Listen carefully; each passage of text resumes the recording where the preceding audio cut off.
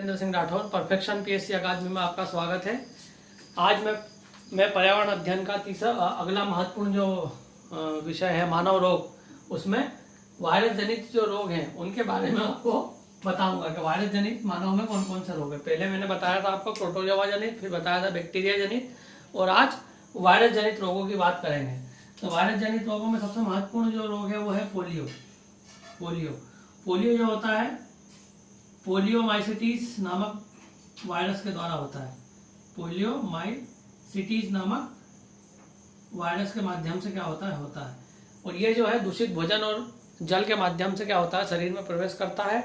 और आपकी जो स्पाइनल कॉर्ड है, स्पाइनल कॉर्ड में जो सेरिब्रो स्पाइनल फ्लूइड है उसको क्या कर देगा, संक्रमित कर देता है। तो उसकी वजह से व्यक्ति क्या हो जाता है, पैरालाइज हो जाता है। उसके हाथ और पैर क्या हो जाते हैं, पैरालाइज हो जाते हैं। तो अर्थात इस पर इंफेक्टेड ऑर्गन कौन सा हो गया, स्पाइनल कॉर्ड। स्पाइनल कॉर्ड इसकी क्या हो गई, इन्फेक्टेड ऑर्गन हो गया।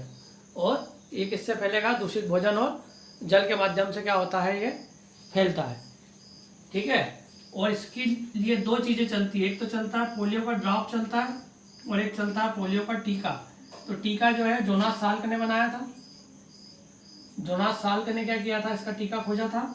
और अल्बर्ट सेबिन ने इसका पोलियो का क्या बनाया है, ड्रॉप बनाया। अल्बर्ट सेबिन के द्वारा पोलियो का क्या बनाया गया है, ड्रॉप बनाया गया है। तो ये चीजें आपको पोलियो के बारे में याद रखना है कि पोलियो कैसा रोग है, तो वायरस जनित रोग है। कैसे होता है, दूषित भोजन और जल के माध्यम से। टारगेटेड ऑर्गन क्या है आपका, स्पाइनल कॉर्ड है। इसका टीका किसने खोजा है, तो टीका खोजा है आपका जोनास साल्क ने, और ड्रॉप खोजा है इसका अल्बर्ट सेबिन ने। 1995 से वैश्विक स्तर पर WHO ने इसे मिटाने के लिए क्या चलाया, अभियान चलाया। तो सन 2014 में भारत जो है पोलियो से क्या हो गया, मुक्त हो गया। अर्थात भारत में अब पोलियो का कोई भी मरीज नहीं है। 2014 में भारत को क्या हो गया, पोलियो से क्या कर दिया गया, मुक्त कर दिया गया। ये चीज भी आपको क्या करना है, याद रखना है। तो पोलियो पे बहुत सारे जो सवाल हैं उसमें आपको याद रखना किसने चलाया, तो WHO ने चलाई इस पे मुहिम। और भारत में कब समाप्त हुआ है, तो 2014 में क्या हो गया, ये भारत से क्या हो गया, पूर्ण रूप से समाप्त हो गया। अगला जो रोग है वो आपका है रेबीज। रेबीज जो है पागल कुत्ते जो होते हैं, पागल जो कुत्ते होते हैं उनकी जो लार ग्रंथि होती है, उस लार ग्रंथि में रेबीज वायरस पाया जाता है। और ऐसा पागल कुत्ता जब किसी स्वस्थ व्यक्ति को काटता है तो उसके ब्लड में क्या हो जाता है, रेबीज वायरस चला जाता है। और वैसे व्यक्ति को फिर क्या होता है, पानी से डर लगता है। तो ये बीमारी का एक नाम और है रेबीज का। इस बीमारी को बोलते हैं हाइड्रोफोबिया। हाइड्रोफोबिया अर्थात पानी के पास जाने से क्या होता है, वो डरता है। और उसकी जो हरकतें हैं वो एक प्रकार से पागल कुत्तों के समान हो जाती है। वो भूखने लगता है, मुंह से लाल आने लगती है और उसकी मृत्यु तक हो सकती है। ऐसा पागल कुत्ते के समान होने से क्या होता है, उसको संभालना भी क्या हो जाता है, मुश्किल पड़ जाता है। तो रेबीज एक वायरस जनित रोग है। पागल कुत्ते, बिल्ली, सियार, लोमड़ी, इन सब की लार ग्रंथियों में क्या है, रेबीज वायरस पाया जाता है, पागल। ठीक है। अगला जो वायरस है आपका एड्स वायरस। एड्स में ये पूछा जाता है कि इसका फुल फॉर्म क्या है, तो इसका फुल फॉर्म है एक्वायर्ड इम्यूनोडेफिशिएंसी सिंड्रोम। तो इसके नाम से समझ में आएगा कि एक्वायर्ड इम्यूनोडेफिशिएंसी सिंड्रोम। एक्वायर्ड है ना, प्राप्त की हुई जो आपकी इम्यूनिटी है। एक्वायर्ड है ना, प्राप्त की हुई जो आपकी इम्यूनिटी है उसमें डिफिशियंसी हो जाती है तो सिंड्रोम हो जाता है। सिंड्रोम का मतलब होता है जब कोई एक बीमारी होती है तो डिसीज कहलाती है। जब किसी व्यक्ति को एक बीमारी होगी तो डिसीज कहलाएगी। एक से ज्यादा बीमारियां यदि हैं तो क्या कहलाता है, सिंड्रोम होता है। जब बहुत सारे कैरेक्टर होते हैं कि सर भी दुख रहा है, हाथ पैर में भी दर्द हो रहा है, बुखार भी आ रहा है, तो फिर वो एक बीमारी ना होकर एक बीमारियों का क्या कहलाता है, सिंड्रोम कहलाता है। तो एड्स कोई एक स्पेसिफिक कैरेक्टर नहीं है एड्स का, ये एक प्रकार का क्या है, सिंड्रोम है। इसमें क्या होता है, आपका इम्यून सिस्टम जो होता है वो कमजोर पड़ जाता है। इस वजह से कोई सी भी बीमारी यदि आपको होती है तो फिर वो ठीक नहीं होती। ये इसका कॉन्सेप्ट है। एड्स जो होता है वो किससे होता है, तो होता है HIV virus, human immuno virus के माध्यम से यह होता है। ह्यूमन इम्यूनो वायरस के माध्यम से यह होता है। 1986 में सर्वप्रथम अमेरिका में रॉबर्ट गेलो ने क्या किया था, इसे सर्वप्रथम खोजा था। रॉबर्ट गेलो ने इसे अमेरिका में सर्वप्रथम खोजा था। एड्स वायरस को सर्वप्रथम खोजा गया। तो एड्स जो वायरस है वह जो है एक प्रकार का क्या है, ये भी एक प्रकार का क्या है, संक्रामक रोग तो है ही। और यह एक यौन जनित रोग है, अर्थात असंयमित रूप से यौन संबंध करने वाले व्यक्तियों में यह पाया जाता है। इसके अलावा संक्रमित यदि किसी एड्स व्यक्ति की संक्रमित यदि सुई है या ब्लेड है उसके माध्यम से वो होता है ना। इस तरीके से यह होता है। गर्भवती महिला से बच्चों को हो जाता है, स्तनपान कराने वाली महिला से भी बच्चों को हो जाता है, लेकिन छूने से और साथ खाना खाने से व्यक्ति के किसी प्रकार का एड्स नहीं होता। हाथ मिलाने से किसी का एड्स नहीं होता है। और एड्स के विषय में याद रखना कि एक नाको संस्था है देश में, नेशनल एड्स कंट्रोल ऑर्गेनाइजेशन, जो इसका कि मुख्यालय कहाँ है, नई दिल्ली में है। ये नाको संस्था जो है एड्स कंट्रोल के लिए काम करती है। इसके अलावा एक रेड रिबिन करके इसका साइन है। रेड रिबिन यानी लाल कलर की क्या है, एक रिबिन है जो कि क्या है, एड्स का क्या है, साइन है, लाल रिबिन। इस पर एक ट्रेन भी चलाई है भारत सरकार ने, रेड रिबिन एक्सप्रेस, जो कि एड्स में जागरूकता फैलाने के लिए चलाई गई है। 1 दिसंबर को इसीलिए विश्व एड्स दिवस भी क्या है, मनाया जाता है। तो ये सब बातें आपको याद रखना कि विश्व एड्स दिवस कब मनाया जाता है, तो 1 दिसंबर को। रेड रिबिन का संबंध कहाँ से है, तो रेड रिबिन एड्स का साइन है। रेड रिबिन एक्सप्रेस क्या है, एड्स के जागरूकता के लिए क्या है, चलाई जाने वाली क्या है, एक ट्रेन है। इसका खोज किसने की है, रॉबर्ट गेलो ने की है, यूएसए में खोजा गया था। HIV वायरस का फुल फॉर्म क्या है, ह्यूमन इम्यूनो वायरस। ये है कैसा है, यौन जनित रोग है। तो ये सब चीज़ें आपको एड्स के बारे में याद होना चाहिए। अगला जो वायरस है वो है ट्रेकोमा। जैसा कि मैंने बैक्टीरिया में आपको पढ़ाया था कि एक वायरस था जिसका नाम था कंजक्टिवाइटिस। कंजक्टिवाइटिस जो बैक्टीरिया था जिसमें आंखें लाल हो जाती है, सेम यही कंडीशन भी आपकी किसमें होती है, ट्रेकोमा में होती है। इसमें थोड़ी स्थिति खतरनाक होती है। इसमें ये थोड़े दिन तक क्या होता है, इफेक्टिव होता है। जिस प्रकार 2 से 3 दिन में कंजक्टिवाइटिस ऑटोमेटिक ठीक हो जाती है, इसमें 5 से 6 दिन लग जाते हैं ट्रेकोमा में। तो ट्रेकोमा किस पे इफेक्ट करता है, ट्रेकोमा आपका आइस पे इफेक्ट करेगा और आंखें इसमें क्या हो जाएंगी, आपकी लाल हो जाएंगी और उसमें आंखों में क्या होगा, दर्द होगा। और 5 से 6 दिनों के बाद ऑटोमेटिक ये वायरस क्या हो जाता है, मर जाता है। फिर आएगा आपका स्मॉल पॉक्स है, छोटी माता। छोटी माता वो जो है एक प्रकार का जो वायरस है, वेरियोला वायरस। किससे होता है, एक प्रकार का वेरियोला वायरस है, वेरियोला वायरस जो है, इससे छोटी माता होती है। और चिकन पॉक्स भी एक प्रकार की वेरियोला वायरस से ही होता है। स्मॉल पॉक्स और चिकन पॉक्स, स्मॉल पॉक्स अर्थात छोटी माता और बड़ी माता अर्थात चिकन पॉक्स, इन दोनों ही रोगों में शरीर पर त्वचा में क्या हो जाते हैं, छोटे छोटे फुंसियाँ हो जाती हैं, छोटी माता और बड़ी माता में। और चिकन पॉक्स जो है आपके, चिकन पॉक्स जो है और स्मॉल पॉक्स है, इसको भी भारत से पूर्ण रूप से क्या कर दिया गया है, समाप्त कर दिया गया है। अब इस तरह की कोई बीमारी नहीं, बहुत कम देखने में आती है।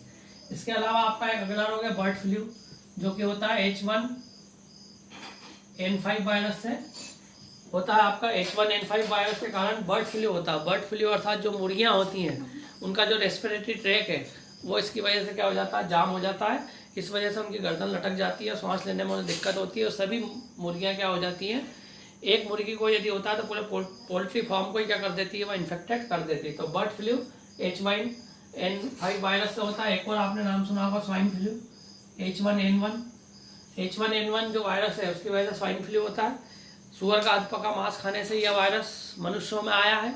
इस वायरस के कैरेक्टर जो है, सर्दी होता है, जुकाम होता है, खांसी होती है लगातार, जो कि ठीक नहीं होती, जो कि आगे चल के जानलेवा भी हो सकती है। जैसे वर्तमान समय में सर्दी, खांसी और बुखार जैसे कोरोना का जो कैरेक्टर है, वैसा ही कैरेक्टर स्वाइन फ्लू का क्या है, लगभग मिलता जुलता है। ठंड में ये वायरस जो है तेजी से फैलता है। इसकी वैक्सीन बना ली गई, इसकी एक गोली है जिसको बोलते हैं टेमीफ्लू। इस टेमीफ्लू के माध्यम से इसको क्या किया जा सकता है, कंट्रोल किया जा सकता है। फिर अगला है इबोला वायरस। इबोला वायरस अभी हाल ही में अफ्रीकन कंट्री में ज़्यादा क्या रहा, चर्चा में रहा। सूडान में सबसे पहले देखा था इबोला नदी के किनारे। वहाँ पर जनजाति लोग जो पाए जाते हैं वो एक दाह संस्कार करते थे। उस दाह संस्कार के माध्यम से जो शव रहते थे उन्हें निलाया जाता था और जितने भी व्यक्ति हैं जो दाह संस्कार में भाग लेने आए हैं वो शव को क्या करते थे, चूमते थे। तो इसी तरीके से इसी दाह संस्कार की क्रिया के कारण ही यह रोग क्या हुआ था, अस्तित्व में आया था, इबोला वायरस। इबोला वायरस में नाक से और कान से ब्लड जो है बहुत तेजी से बहता है। इसे इबोला वायरस का कैरेक्टर है। इसमें नाक और कान से क्या होता है, हिमोरेजिक वायरस भी इसे बोला जाता है। हिमोरेजिक वायरस भी इसका नाम है। हिमोरेजिक का मतलब ब्लड निकलता है नाक और कान से। इसमें अफ्रीका कंट्री में देखा गया, सूडान में सबसे पहले देखा गया था जनजातीय लोगों। अगला जो वायरस है swords severe acute respiratory syndrome, ये भी एक प्रकार का वायरस है जो अमेरिका में सबसे पहले देखा गया, कैटल्स में सार्स। तो तो सार्स में क्या होता है, सार्स के कैरेक्टर लगभग मिलते जुलते हैं किसके जैसे, कोरोना वायरस। सार्स जो एक प्रकार का वायरस की एक कैटेगरी है जो रेस्पिरेटरी वायरस, रेस्पिरेटरी ट्रैक पर क्या करती है, हमला करती है। तो सार्स जिस प्रकार का एक वायरस है, इसी फैमिली से निकला एक और वायरस है कोरोना वायरस, जो वर्तमान में ग्लोबल जो पेंडेमिक चल रही है वो सार्स फैमिली से निकले कोरोना वायरस की वजह से ही चल रही है। कोरोना वायरस भी एक प्रकार का क्या है, सार्स फैमिली से निकला एक क्या है, आरएनए वायरस है, ये ध्यान रखना। अधिकांश जो वायरस होते हैं उसमें आरएनए होता है या उसमें डीएनए होता है। जैसे पोलियो का वायरस जो है उसमें डीएनए होता है, तो ये एक प्रकार का आरएनए वायरस है। तो ये जो कोरोना है सार्स फैमिली से निकला ही क्या एक प्रकार का वायरस है, जिसकी वजह से क्या होता है, जो आपका रेस्पिरेटरी ट्रैक है वो क्या हो जाता है, उसकी जो एल्वेलाई होती है उसको क्या कर देता है, जाम कर देता है। इसके अलावा जो आपका लंग्स होता है, लंग्स के ऊपर जो कवरिंग होती है, जहाँ पर गैसों का क्या होता है, आदान प्रदान होता है, कार्बन डाइऑक्साइड और ऑक्सीजन का, वहां पर जाकर क्या करता है कोरोना वायरस, क्या करता है, एक लेयर जमा देता है जिससे एक्सचेंज ऑफ गैस नहीं हो जाता और व्यक्ति को सांस लेने में क्या होती है, दिक्कत होती है। जैसे जो लंग्स होते हैं आपके, जैसे आप समझ लीजिए जैसे लंग्स है, तो लंग्स में जो गैसों का आदान प्रदान होता है वो इन एल्वेलाई के माध्यम से होता है, यानी लंग्स की जो सतह है उसमें छोटे छोटे एल्वेलाई पाए जाते हैं। उन एल्वेलाई पर क्या करता है, ये जो है इसके जो स्पाइक्स होते हैं कोरोना वायरस के, वो स्पाइक्स क्या होते हैं, ऐसे ऐसे धस जाते हैं उस एल्वेलाई में, तो ये गैसों का आदान प्रदान क्या हो जाता है, पूर्ण रूप से बंद हो जाता है। जैसे इस तरीके से आप समझ सकते हैं, जैसे मान लो ये इस तरीके से क्या करता है, ये हमला करता है ये, तो देखा होगा कि आपने इसके जो स्पाइक होते हैं वो स्पाइक क्या करते हैं, पूरे एल्वेलाई को क्या कर देते हैं, जाम कर देते हैं, अर्थात उसकी सरफेस को क्या कर देते हैं, जाम कर देते हैं, जिससे एक्सचेंज ऑफ गैस है जो CO2 और O2 का, वो नहीं हो पाता। तो व्यक्ति को सांस लेने में क्या होती है, अत्यंत कठिनाई होती है। तो ये एक प्रकार का सार्स वायरस। एक और होता है मर्स वायरस। मर्स वायरस भी क्या होता है, सार्स फैमिली से निकला हुआ ये कैरेक्टर है। अरब कंट्रीज में ऊंट में सबसे पहले देखा गया था, ये ऊंट में सबसे पहले देखा गया था। मिडिल ईस्ट रेस्पिरेटरी सिंड्रोम, अर्थात जितने भी केटल हैं, ऊंट जैसे केटल है, उनके रेस्पिरेटरी ट्रैक को क्या करता है, बाधित कर देता है, तो उन्हें सांस लेने में दिक्कत होती है। फिर अगले जो दो वायरस हैं, चिकनगुनिया वायरस और डेंगू वायरस, ये भी इनके नाम भी यही है, डेंगू वायरस और चिकनगुनिया वायरस। ये दोनों वायरस एडिस मच्छर के द्वारा क्या होते हैं, एडिस मच्छर की लार ग्रंथियों में पाए जाते हैं। और ये मच्छर अधिकतर दिन में क्या करता है, अटैक करता है। जिस प्रकार मादा एनोफिलिस रात्रि में अटैक करती है, तो एडिस मच्छर दिन में अटैक करता है। तो दिन में अधिकतर जब भी मच्छर काटेगा तो वो एडिस मच्छर क्या होता है, काटता है। वो एडिस मच्छर की लार ग्रंथियों में क्या होता है, डेंगू और चिकनगुनिया वायरस पाया जाता है, जो कि ब्लड में प्लेटलेट्स को क्या कर देता है, खत्म कर देता है, कम कर देता है। तो ऐसी स्थिति में बुखार के साथ साथ जोड़ों में दर्द होती है और अत्यंत थकान आती है, और ठंड के साथ क्या होता है, बुखार आता है। तो ये चिकनगुनिया वायरस और डेंगू वायरस जो कि एडिस मच्छर के द्वारा होता है। अगला जो है आपका मम्स वायरस। मम्स वायरस जो है आपके जबड़े में ग्लैंड पाई जाती है जिसको बोलते हैं पेरोटिड ग्लैंड। पेरोटिड ग्लैंड में जब मम्स वायरस का यदि संक्रमण हो गया दूषित भोजन या खाने के द्वारा, तो ऐसी स्थिति में जो ये पेरोटिड ग्लैंड है वो क्या हो जाती है, स्वेलिंग हो जाती है, और ये क्या हो जाती है, फूल जाती है। इसको बोलते हैं आपका मम्स वायरस, मम्स डिसीज बोलते हैं इसको। मम्स डिसीज किसमें अटैक करेगी, तो जबड़े पे अटैक करती है। कौन सी ग्लैंड पर अटैक करती है, तो पेरोटिड ग्लैंड पर क्या करती है, वो अटैक करती है। अगला है जो आपका हर्पीस वायरस। हर्पीस वायरस एक प्रकार का त्वचा संबंधी रोग है। त्वचा पे क्या होता है, पूरे क्या हो जाते हैं, लाल रंग के क्या हो जाते हैं, चकत्ते पड़ जाते हैं, और व्यक्ति को सांस लेने में शुरू में क्या होती है, थोड़ी सी घबराहट होती है, पसीना आता है। कुछ कैरेक्टर हार्ट अटैक जैसे मिलते जुलते होते हैं हर्पीस वायरस के। पर इफेक्टेड ऑर्गन उसका क्या है, स्किन है। स्किन उससे क्या हो जाती है, आपकी लाल पड़ जाती है। अगला जो वायरस है आपका हेपेटाइटिस वायरस। हेपेटाइटिस बी जो है सबसे खतरनाक होता है। हेपेटाइटिस ए भी होता है, बी भी होता है, सी भी होता है, डी भी होता है और ई भी होता है। जो ए और ई होता है, ए और जो ई होता है वो इतना खतरनाक नहीं होता जितने बी, सी और जो डी जो वायरस है हेपेटाइटिस के, वो जो है ब्लड में क्या करते हैं, इस पर ब्लड पे क्या करते हैं, प्रभाव डालते हैं। तो हेपेटाइटिस बी जो बीमारी है इसमें यह होता है कि जो आपकी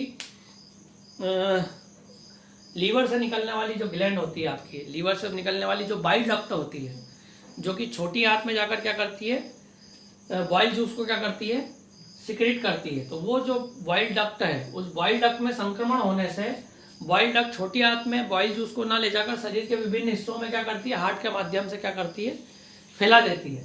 तो हेपेटाइटिस बी में का हिंदी नाम यदि बोला जाए तो पीलिया जो बीमारी होती है वो एक प्रकार से वही है, पीलिया या जॉइंटिस जिसे बोलते हैं, या हेपेटाइटिस बी जो बीमारी है जिसमें पूरा शरीर क्या हो जाता है, पीला पड़ जाता है। तो ये किससे होता है, तो हेपेटाइटिस बी नामक वायरस से होता है।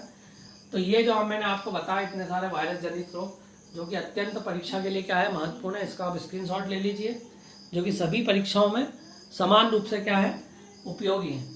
धन्यवाद। एक मैं चाहता हूँ कि कोरोना पे एक नया एक अलग से क्या बनाया जाए, एक लेक्चर बनाया जाएगा, तो ये देखेंगे इसमें एक कोरोना पे, क्योंकि आने वाले समय में कोरोना पे ज़्यादा सवाल आएंगे, तो कोरोना पे हम अलग से, अभी तो हमने सॉर्स फैमिली के अंतर्गत उसे देखा है कि सॉर्स फैमिली के अंतर्गत एक प्रकार का आरएनए वायरस है जो लंग्स पे क्या करता है, सीधा इफेक्ट डालता है और लंग्स की जो एल्वेलाई है उसको क्या कर देता है, ब्लॉक कर देता है, जिससे एक्सचेंज ऑफ गैस नहीं हो पाता। इतना ही हमने अभी थोड़ा सा बताया, इसके बारे में अलग से पढ़ेंगे। तो ये जो वायरस जनित रोग है, इसके अलावा बैक्टीरिया जनित रोग पढ़ लिए, प्रोटोजोआ पढ़ लिए। अब हम कल आनुवांशिक रोग और फंगस से होने वाली डिसीज को पढ़ेंगे, है?